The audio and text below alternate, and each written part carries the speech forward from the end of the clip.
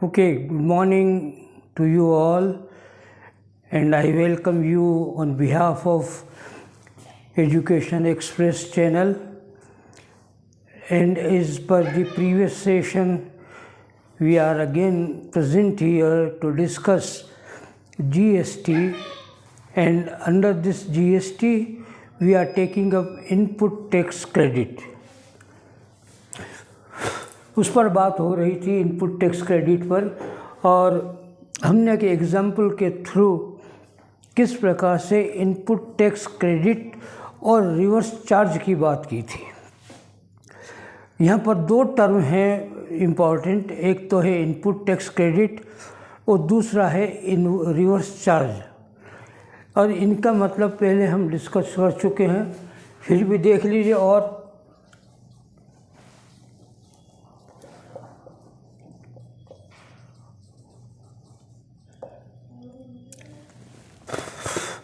कर जमा योजना,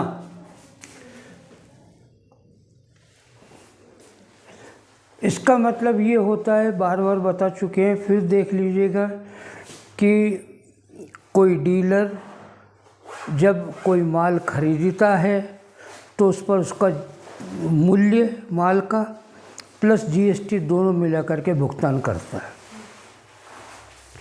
एक्स ने माल खरीदा 1,00,000 रुपये का, 10,000 रुपये उस पर जीएसटी लगाया और 1,10,000 रुपये पर सेल किया उसने वाई को।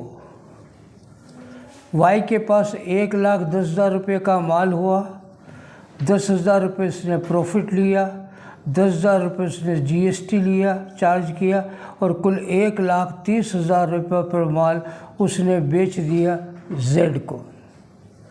तो जेड पेमेंट करेगा वाई को 1,30,000 का, वाई पेमेंट करेगा एक्स को 1,10,000 रुपये का। उसमें से 10,000 रुपये ये जीएसटी का पे कर चुका है वाई को, इसलिए इस 10,000 रुपये ये जीएसटी है, इसका ये एडजस्टमेंट करेगा, ये माइनस कर देगा 10,000 रुपये इसके, ये जीएसटी का एडजस्टमेंट होता है। यही इनपुट टैक्स क्रेडिट कहलाता है। जो जीएसटी का पेमेंट डीलर ने कर दिया है उसका एडजस्टमेंट करना, उसको घटा देना, वही जीएसटी में इनपुट टैक्स क्रेडिट कहलाता है। एक बात तो ये क्लियर थी आपको। दूसरी बात इसमें थी रिवर्स चार्ज की।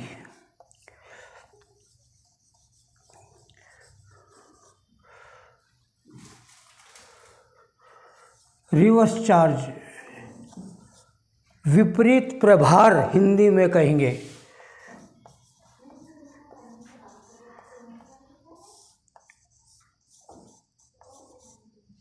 विपरीत प्रभार क्या होता है? जनरली टैक्स जो माल सप्लाई किया जाता है तो सप्लायर नहीं, परंतु जो माल की डिलीवरी प्राप्त करता है और डिलीवरी प्राप्त करने वाले को टैक्स देना पड़ता है।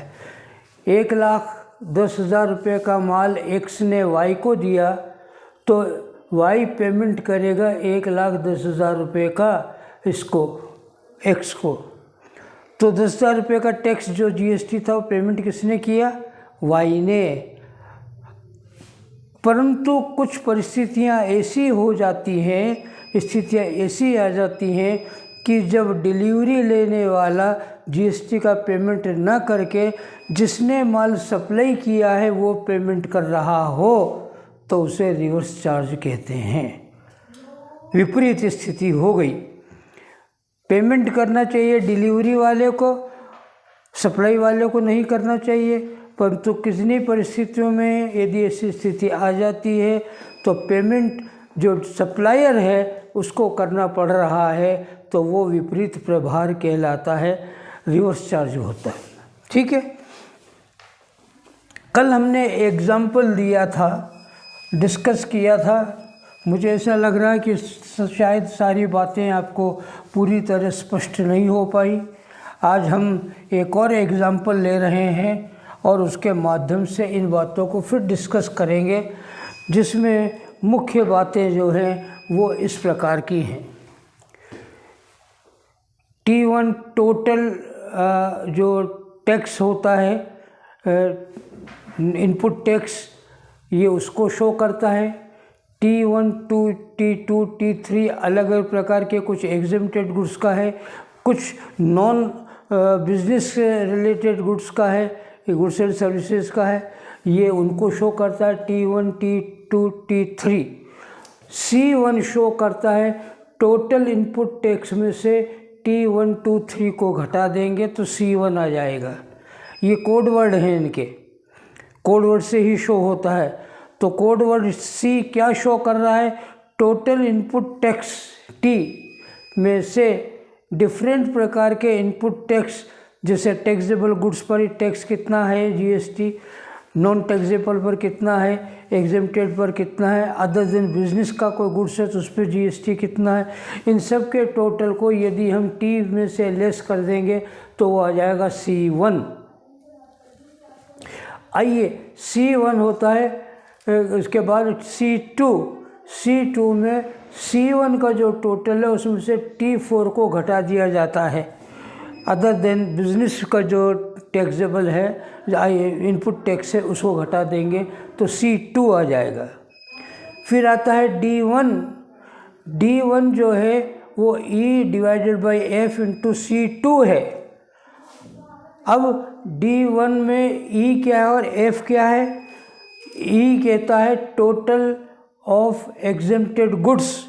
यदि उसमें कोई राशि ब्याज की या किसी और तरह की शामिल हो तो उसे हटा देते हैं, और हटाने के बाद जो टोटल आएगा टोटल ऑफ एग्जेम्प्टेड गुड्स होगा।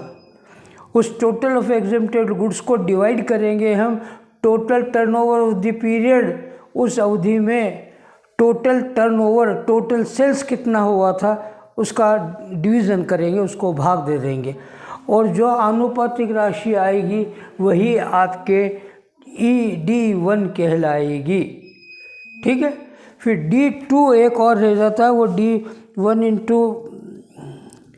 D2 रहता है, और D2 5% of C, D2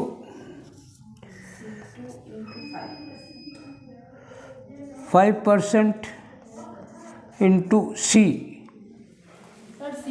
C2 D2 is 5% of C2। अब 5% जो है वो दिया हुआ होता है, और दिया हुआ इसलिए होता है कि आपको ये बताया गया है पहले भी कि यदि कोई कैपिटल नेचर का गुड्स है और उसको आप ट्रांसफ़र करते हैं, खरीदते बेचते हैं, तो ऐसी स्थिति में प्रति वर्ष उस पर 5% का डिडक्शन, 5% का डिप्रिसिएशन सा मान करके घटाया जाता है। ये 5% वो है, ध्यान रखिएगा। हर एक वर्ष के लिए 5% होता है, तो ये 5% वो है। ठीक है। ये अलग अलग इम्पोर्टेंट फॉर्मूले हैं जो आपको ध्यान रख रहे हैं। T1, T2, T3, C1, C2 तो मालूम हो जाएंगे, ख़ास तौर से D1, D2 का ध्यान रखिएगा जो फॉर्मूले के रूप में आपके सामने प्रेजेंट है। ठीक है। आइए एक और एग्ज़ाम्पल ले लेते हैं ताकि इसमें आपको क्लियर हो जाए, और हम ले रहे हैं एक एग्ज़ाम्पल, और वो है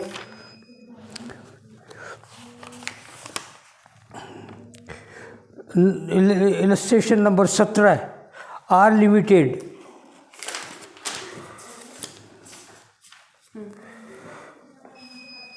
फिगर्स चेक कर लेना इसमें। 48 लाख, 22 लाख, 20 लाख, 2 लाख, टोटल 92 लाख। फिर आगे फिगर दे रखें 43,200, 1,80,000, 46,800। आगे दे रखा है 22,40,000, 10,24,000 एंड 18,24,000। ओके। ये इलस्ट्रेशन ले रहे हैं। थोड़ा सा इसमें वेराइटी में चेंज होगा, मामूली सा, परंतु बाकी बातें सारी ज्यों की त्यों वही रहेंगी जो अभी तक हम इलस्ट्रेशन में देखते हुए आए हैं पहले वाली इलस्ट्रेशन में। ठीक है। ज़रा देखिएगा क्वेश्चन क्या कहता है। क्वेश्चन को हम उतार रहे हैं ताकि आपको इम्पोर्टेंट बातें ध्यान रहे कि क्या क्या चीज़ें हैं इसमें।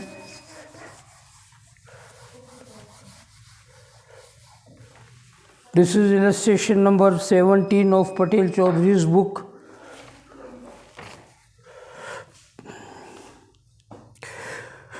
जुलाई 2020 की ये इंफॉर्मेशन है और उसने कहा है कि R limited a registered supplier supplying the both taxable and exempted goods provides the following details of turnover for the month of July 2020।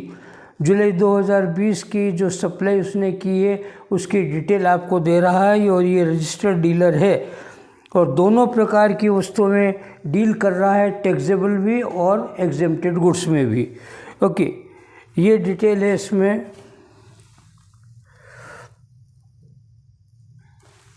Total taxable supply और उसका अमाउंट है 48 लाख। फिर उसके बाद का है ज़ीरो रेटेड सप्लाई 22 लाख। फिर उसके बाद कहता है एग्जेम्प्टेड सप्लाई वो 20 लाख। फिर उसके बाद का है non business supply, it is 2 lakh and total comes to ₹92 lakh. एक बात तो ये की है। फिर कहते हैं details of input tax paid, जो इनपुट टैक्स पेमेंट किया है उसकी बात कर रहा है। ऑन कैपिटल गुड्स, ये जो टैक्स पेमेंट किया गया है input tax paid on capital goods, ध्यान रखिएगा, वो ये है इस प्रकार से। पहला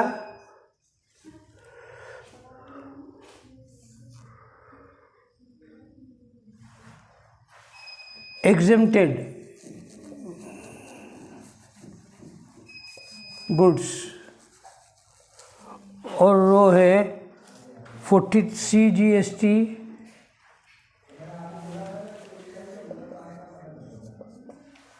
और SGST।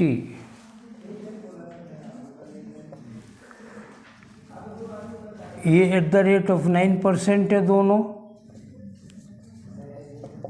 और पहले में है ये राशि 43,200 अगेन 43,200।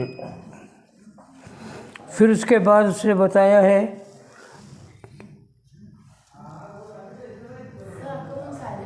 टैक्सेबल हो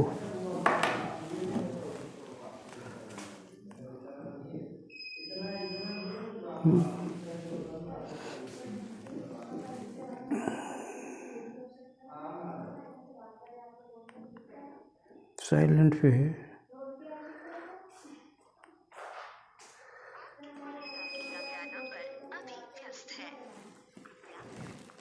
कॉल कर रहे हैं। दूसरा है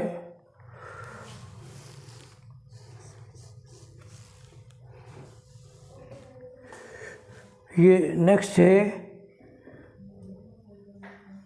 taxable goods, credit on capital goods exclusive use for the taxable goods, taxable goods और उस पर वैल्यू है 1,80,000, 1,80,000 ये तो टोटल है। फिर उसके बाद है फिर non business other than business को कहते हैं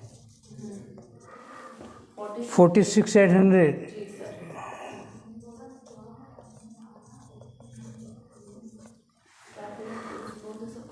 फिर capital goods used for supply of both taxable and exempted goods. Okay, फिर उसके बाद उसने बता रहा है कैपिटल गुड्स,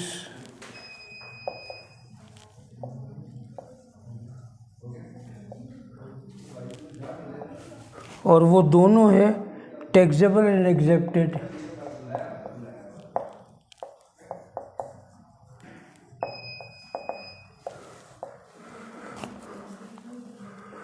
और उसने कहा कि इसमें ए है 22,24,40,000 का, जिस पर CGST है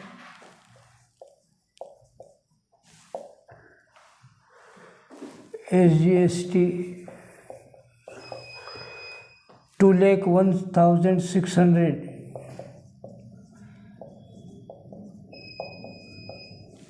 फिर उसके बाद है बी कैटेगरी का माल है 10,24,000, CGST 92,160 and the same amount for SGST। C category का माल है और वो है 18,24,000, CGST 1,64,160 and the same amount 1,64,160 SGST। Total करेंगे जब देना, फर्स्ट कॉलम का टोटल कितना आता है, सेकंड का देना 4,57,920, सेकंड का आ रहा same amount,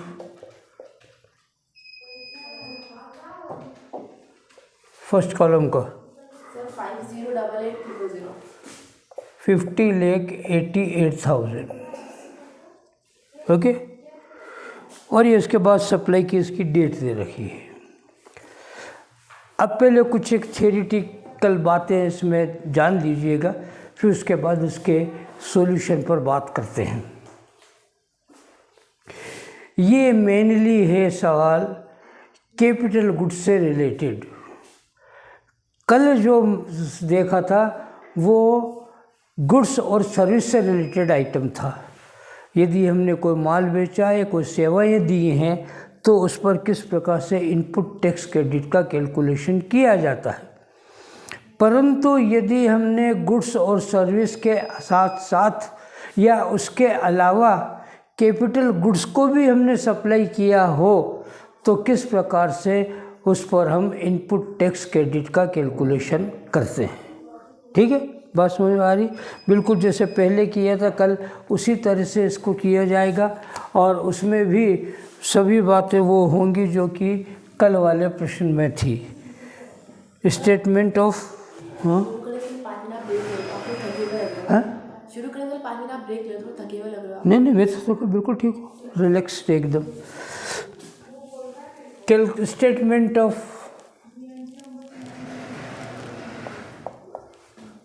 input tax credit,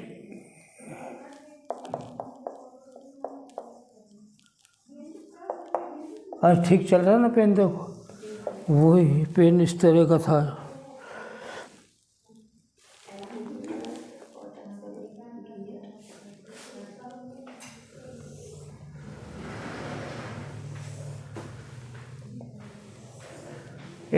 CGST SGST,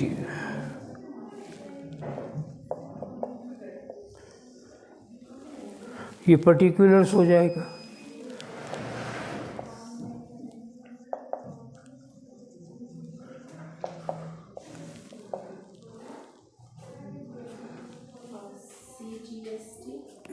SGST। आइए हम देखते हैं कि क्या क्या इसमें ये दे रखा है। फर्स्ट पैराग्राफ में तो जो दे रखी है वो टोटल वैल्यू दे रखी है। टोटल टैक्स पेबल सप्लाई पर इतना हुआ, ज़ीरो रेटेड सप्लाई हुई थी टोटल इतनी, एग्जेम्प्टेड सप्लाई हुई थी 20,000 की, और नॉन बिजनेस आइटम्स पर की सप्लाई हुई थी 2 लाख की, टोटल था 92 लाख। ओके, हमारी कैलकुलेशन शुरू होती यहाँ पर। यह है पहले आपके एग्जेम्प्टेड गुड्स। एग्जेम्प्टेड गुड्स होता तो उस पर कोई CGST IGST नहीं लगता है, तो यहाँ पे लिख दीजिएगा फर्स्ट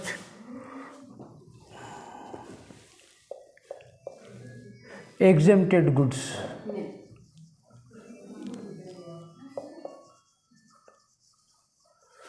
कोई टैक्स नहीं लगेगा इस पर, CGST भी और IGST भी। इसकी केवल इलेक्ट्रॉनिक लेजर में एंट्री की जाती रहेगी, ज़रूरी भी नहीं वो भी आप करें, उसकी भी ज़रूरत नहीं रहेगी, ठीक है, क्योंकि इस पर कोई किसी तरह का हमें कैलकुलेशन नहीं करना पड़ता है। और ये इस पर नहीं होगा, हम CGST और IGST जो पहले पेमेंट कर चुका है वो था 43,200 और 43,200, इस पर किसी प्रकार का इनपुट टैक्स क्रेडिट नहीं मिलेगा, ठीक है। केवल इसके बुक में एंट्री हो जाएगी, एंट्री की ज़रूरत नहीं है, not to be recorded in electronic ledger कहलाता है ये, उसमें लिखने की ज़रूरत ही नहीं है, ठीक है। नहीं, अमाउंट तो उसका रहने दो, क्या बात है, ये तो टैक्स दे चुका है, इस इनपुट टैक्स क्रेडिट नहीं मिलेगा इस पर। यहाँ पे आप नीचे लिख लो no input tax credit, no input tax credit. Second,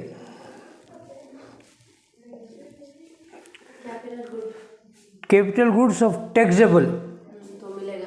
हाँ, नहीं इस पर भी नहीं मिलेगा। कैपिटल गुड्स है ना, exclusive use for the taxable goods. Taxable capital goods है, हाँ। हाँ तो फिर होगा ना जीरो रेट गुड्स।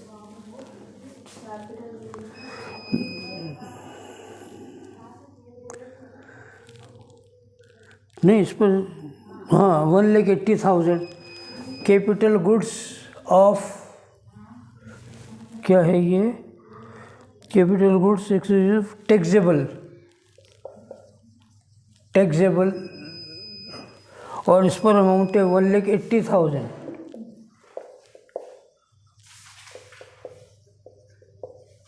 इस पर भी नो इनपुट टैक्स क्रेडिट, किताब में लिखा हुआ नहीं परंतु आप लिख लीजिए ताकि ध्यान रहे। फिर तीसरा है non business supply, capital goods of non business, इस पर भी यही होगा,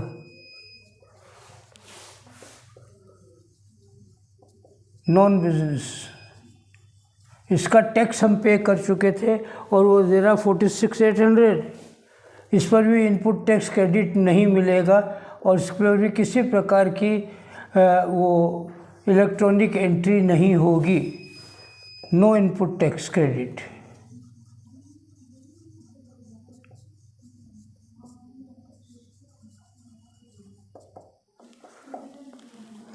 ठीक है,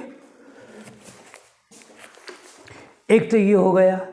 अब इससे के आगे कंटिन्यू कर दें हम, और वो होगा distribution of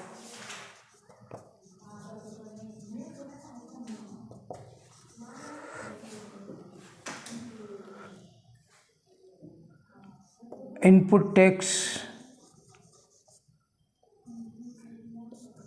credit of capital goods. अब केवल कैपिटल गुड्स को ले रहे हैं हम, उसमें इसका हिस्सा कितना है, क्योंकि दोनों प्रकार की सप्लाई थी, कैपिटल गुड्स भी था और दूसरे प्रकार का माल भी था, समझ में आ रही। ये अभी जो है वो केवल आपके वो सप्लाई है जो कि एग्जेम्प्टेड थी और टैक्सेबल थी और नॉन बिजनेस की थी, ठीक है। अब हम ले रहे हैं कैपिटल गुड्स, केवल पूंजीगत संपत्ति। आइएगा उसमें हम लेते हैं सबसे पहले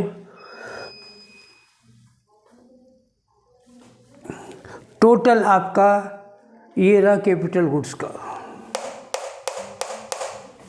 ये कैपिटल गुड्स का कैलकुलेशन है आपका। और टोटल इसका देखें कितना आ रहा है ज़रा, इसका किया था ना, ये रहा 50,86,000 ये टोटल है। तो इसमें 3 प्रकार का आइटम है कैपिटल गुड्स के। कैपिटल गुड्स टैक्सेबल और एग्जेम्प्टेड दोनों। अब इसका कैलकुलेशन हम ले रहे हैं और इसमें दे रखा है सबसे पहले ए।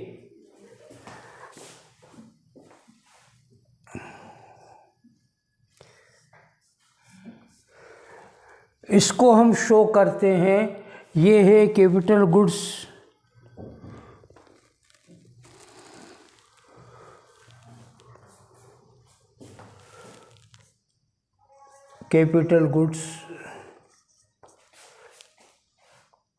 Taxable and exempted.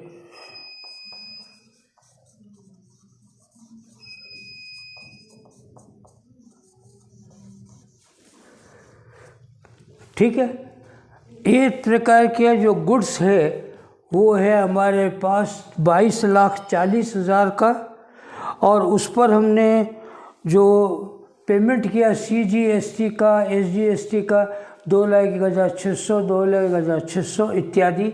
और ये 3 कैटेगरी का A, B and C 3 category का माल है। ठीक है, और तीनों कैटेगरी के हम टोटल को कहते हैं TEE।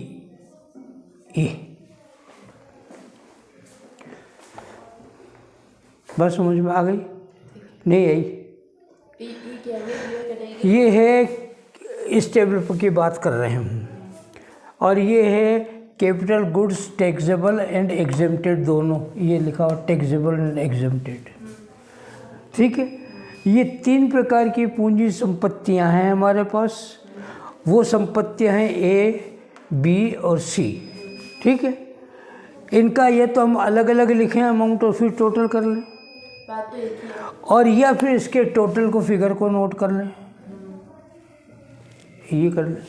ठीक है, तो जो टोटल सप्लाई हुआ है उसकी वैल्यू तो है इतनी, पर हमें चाहिए केवल यहाँ पर CGST और SGST, केवल यही तो चाहिए। तो अब हमारे पास लेना है तो इस टोटल को ले लें और इसको ले लें, ABC। इस टोटल को ही हम कहेंगे TE। आप लिख लें TE बराबर total of capital goods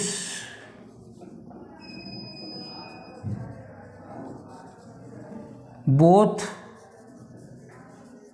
taxable and exempted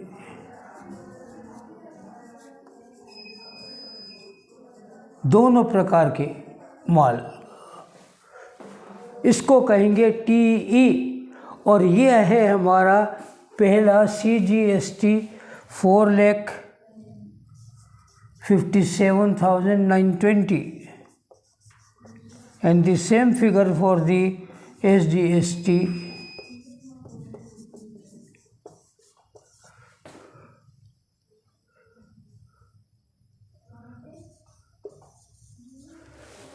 ये उत्तर आ रहा है। ठीक है, अब लें हम TM कैलकुलेशन वर्किंग नोट में। मैं यहाँ ले रहा हूँ वर्किंग नोट, ये यहाँ ले लेता हूँ।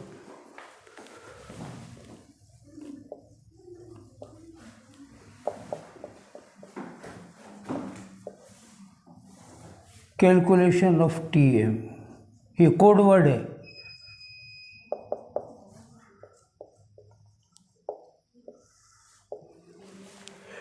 TM का मतलब सिग्मा ऑफ TE। इसमें दे रखा, देखो पीछे कहीं दे रखा होगा, यस। TM बराबर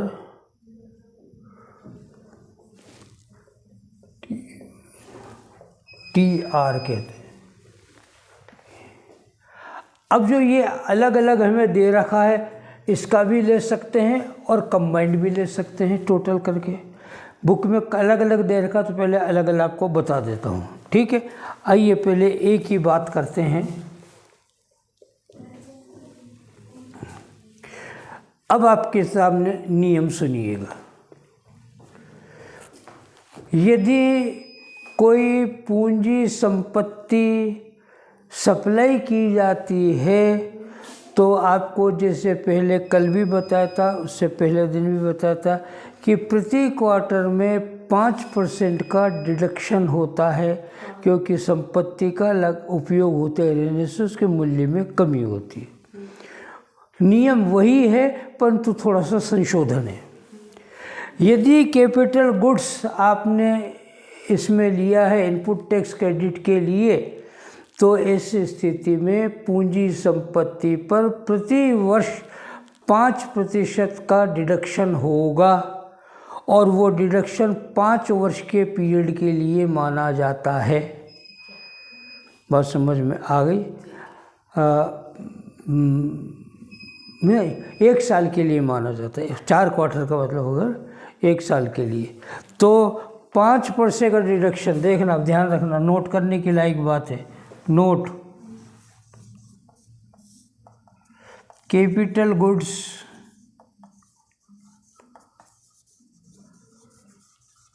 टू बी रिड्यूस्ड, घटाए जाएं at the rate of 5% per month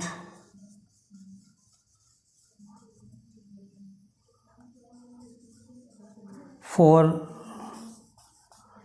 1 year और से 12 मंथ्स।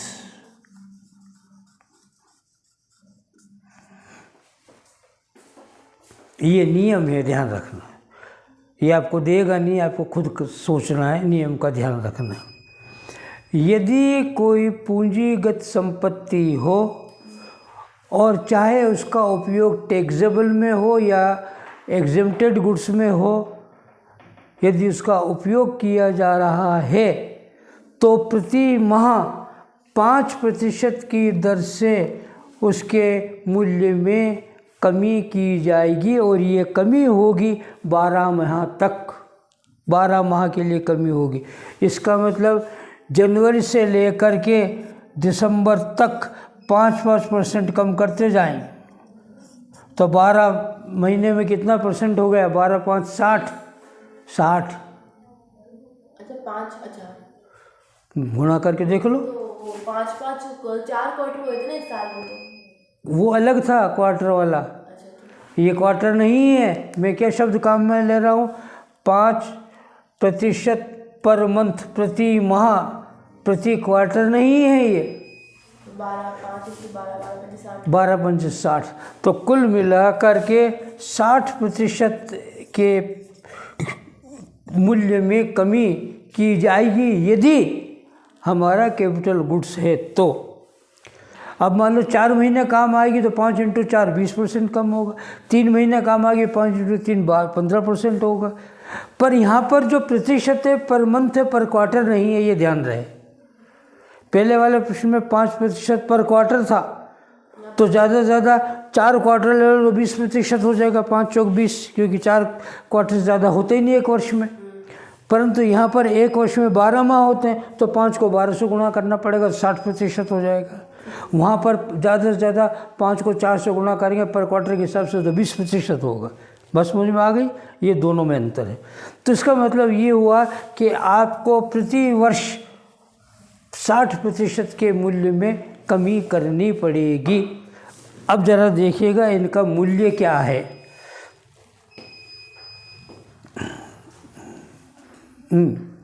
ए का मूल्य 22,40,000 इंटू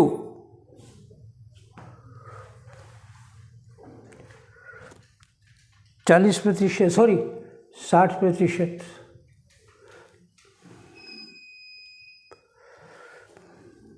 13,44,000 रुपये, 13,44,000 रुपये, और इंटू 5%। इंटू फिर से 5 तो 67 67 200। एक मिनट, कहीं गलती हो रही है अपने से। अच्छा, 1 मिनट लेना।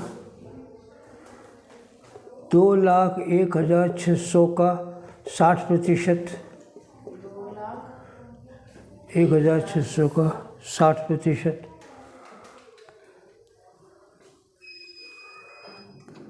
1,20,960। और इसका 5%। 6,048। 6,048 नहीं यार, कहाँ गलती हो गई। सर आप लोग 5% ले रहे हैं, यहाँ पे GST नो GST 9% है ना। 9% टैक्स, ओह सॉरी, हाँ टैक्स 9% है ना। ओहो 1,20,000 का 9%। नहीं, ऐसे करो 2,01,600 का लेना 60%। इंटू 60%, हाँ 1,20,960। एक में 2,01,000 माइनस 1,20,960 960। घटाओ 2,01,600 से। 2,01,600 है। हाँ, 1,20,960 घटाना 2,01,600 में से।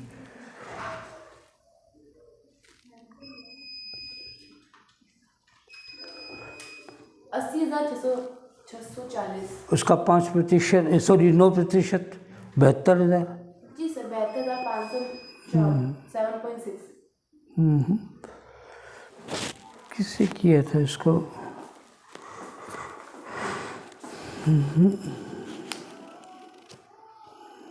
C/50 हो गया। TMTC 60 का भाग दिया जाएगा। Okay, 2,01,600 divided by 60। 6,600 बटे हुए 60। 2,60,60 बोलो 33,60 33,60। ठीक है, 33,60। इसका मतलब वो कहाँ था, वो फॉर्मूला लिखा था ना अपन ने।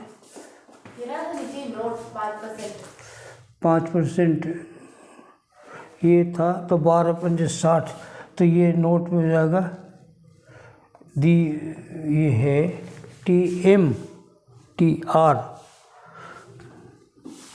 TM बराबर TE/60। TE/60 होगा। अब आपके देखिएगा इसमें ये पहले का कैलकुलेशन ए का, और ये हो जाएगा 2 लाख, पहले ए का, और ए का है 2,01,600 बटे हुए 60।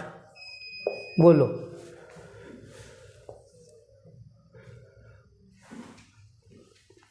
3360 जी सर। है ना। ये 3360 आएगा पहले का। दूसरे का भी चेक कर लेना। दूसरे का अमाउंट है 92,160 160/60 1536। ठीक है। थर्ड का सी, ये है 1,64,160 डिवाइडेड बाई 60 2736। करेक्ट, बिल्कुल ठीक। तो समझने में गलती हुई, 60% नहीं 60 का भाग देना। तो TE बराबर हो जाएगा आपके इस तरह से, TM बराबर TE/60। ये है फॉर्मूला, TM/T60। और TE क्या होगा, ये टैक्स ऑफ कैपिटल गुड्स, जिसको हम इनपुट टैक्स कहते हैं। ये टीई कहलाएगा। तो पहले में प्राप्त हुआ था ये 2,01,600, ये दे रखा आपको। सर पहले में प्राप्त हुआ 33,660, दूसरे में और उसका कैलकुलेशन आता 3360। दूसरे में टैक्स था 92,160, उसका 60 का डिवीजन था 1536। और तीसरे का 1,64,160 पर आता है 2736। ये ऐसा अलग अलग हम कर सकते हैं, अथवा एक काम और कर सकते हैं, और टोटल इसका है 50,88,000। लो 50,88,000 भाग देना, ये कहाँ से आ गया? ये ना टोटल। सर अपन टैक्स ले रहे हैं, वो तो अमाउंट डायरेक्ट। हाँ तो उसी का बता रहा हूँ, अब करो सही। 50,88,600 में 60 का भाग दो। भाग दिया 60 का। 84,800। 84,800 इसका 9% ले लो। हाँ सर 9%। 2632। या और इसका टोटल चेक करो, इतना ही आएगा। हाँ 7632, ये तो टोटल। ये मेरा। तो यदि आप चाहो तो ये भी कर सकते हो। बात समझ में आ रही? क्योंकि ये इसके 9% ऑलरेडी कैलकुलेट कर रखे हैं। ये 9% है ऑलरेडी। तो हम टोटल की वैल्यू को 60 का भाग दे के उसका 9% ले लें। ये लिया देखो 7632। ये आ गया, इसका 9% लिया तो 7632 ये आ गया। क्योंकि ये ऑलरेडी पहले से 9% निकाल रखा, तो हमने केवल 60 का भाग दिया। और ये जो टोटल इसका 9% नहीं निकाल रखा है, तो 60 का भाग दे के 9% निकाल लो, या 9% निकाल के 60 का भाग दे दो, एक ही बात होगी। जी सर। बात समझ में आ गई अब तो अब इसमें हमने भाग दे करके मालूम कर लिया, और वो आता 7632। ये लीजिए, हम सीधा फाइनल वैल्यू ले सकते हैं 7632 ये टोटल।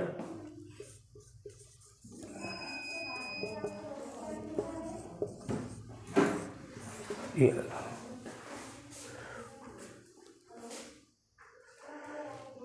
दोनों में से किसी भी तरीके से वो काम में ले सकते हैं। ठीक हो गया। अब उसके बाद आइएगा नेक्स्ट इसके बाद आपके, और वो आती है amount of common credit supply. TE है नहीं, F है नहीं इसमें, आपके इसमें जगह हो। अब हमें क्या चाहिए इसके बाद, TE, और ये है फॉर्मूला इसका, देखिएगा TR is equal to E/F।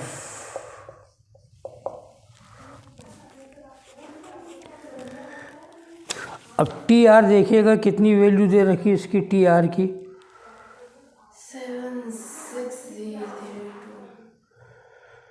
7632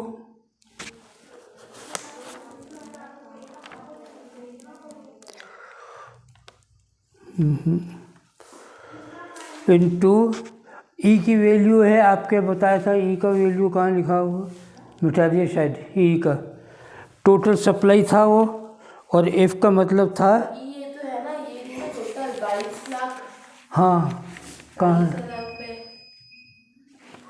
ये टोटल है 92 लाख रुपए ई का। और एफ का मतलब है आपके, एफ का मीनिंग है, कल लिखाया था देखो, अभी भी लिखा था मैंने कहीं एफ का मीनिंग, एफ का मतलब exempted goods. Total turnover period. वो तो था ई का मतलब, नहीं एफ का, एफ का क्या था, टोटल टर्नओवर पीरियड। ये तो टोटल टर्नओवर है 92 lakh. Total turnover the period है 92 लाख रुपए पूरे। और एफ का लिखा था, एफ है ये, और ई का है total exempted goods. Exempted goods. तो ये 9 ई तो बराबर हो गया एग्जाम्प्टेड 92 लाख है ना, और एफ बराबर एग्जेम्प्टेड गुड्स, और एग्जेम्प्टेड गुड्स दे रखा 20 लाख। चेक करो फर्स्ट पैराग्राफ में, तो ये हो जाएगा 20 लाख बटे हुए 92,000, sir 92 lakh into T R की वैल्यू थी 7632। चेक करो 7632, बोलिए।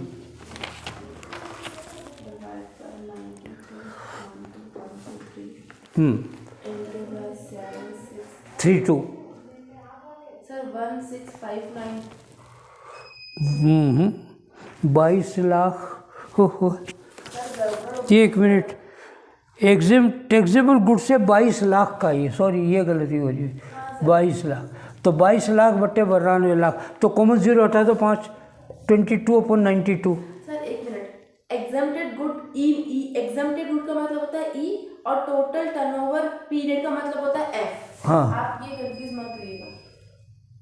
टोटल टर्नओवर एफ, हाँ, एफ का मतलब है टोटल टर्नओवर पीरियड। ए ये लीजिएगा टोटल टर्नओवर पीरियड 92 लाख, और ई एग्जाम्प्टेड का मतलब होता है ई, ये 22 lakh, 22 lakh,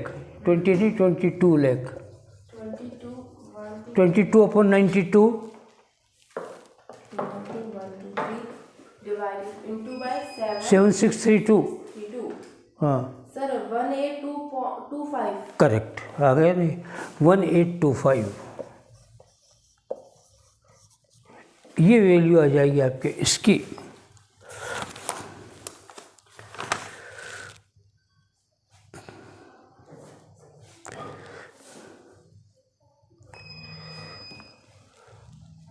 amount of common credit, इसे कहते हैं कॉमन क्रेडिट, जो दोनों में लागू होता है। 1825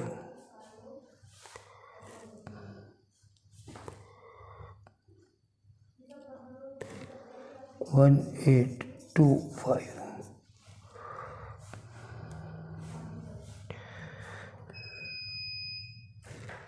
1825।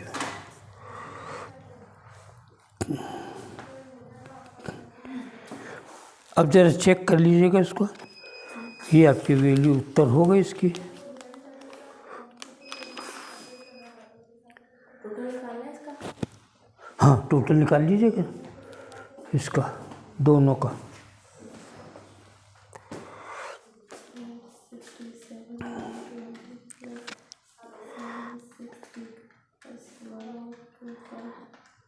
सर 4,67,377 4,67,377 4,67,377